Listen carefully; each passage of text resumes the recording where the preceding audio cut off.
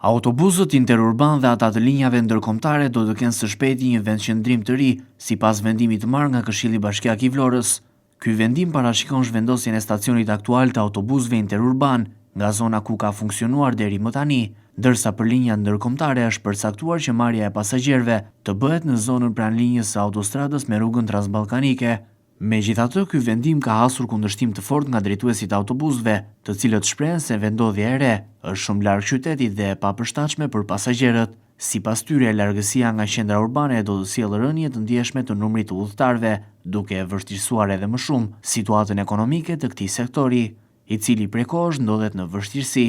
Drejtuesit e autobusëve theksojnë se në qytetin e Vlorës ka shumë qytetar, veçanërisht të moshuar apo persona pa mjete personale transporti, për të cilët aksesimi i këtij stacioni të ri do të jetë problematik.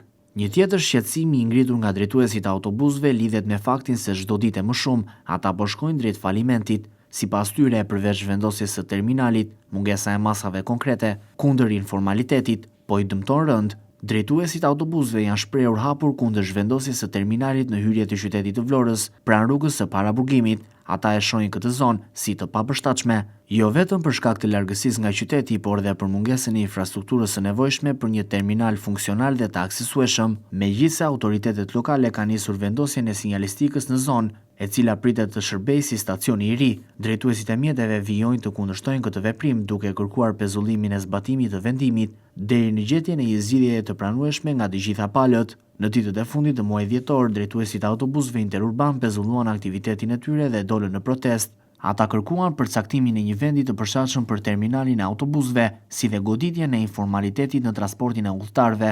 Protesta u shoqërua me paralajmërimin se nëse nuk do të ketë reagim nga institucionet, situata do të përshkallëzohet. Edhe gjatë muajit janar të vitit 2026, drejtuesit e autobusëve vijojnë të jenë në pritje të një zgjidhjeje konkrete për problematikën e tyre. Ata shpresojnë që institucionet vendore të rishikojnë vendimin dhe të hapin një dialog me përfaqësuesit e transportit publik, në mënyrë që të gjendet një alternativë që të jetë në dobi të qytetarëve, por dhe mbron interesat e këtij sektori jetik për lëvizjen ndërqytetase dhe ndërkombëtare.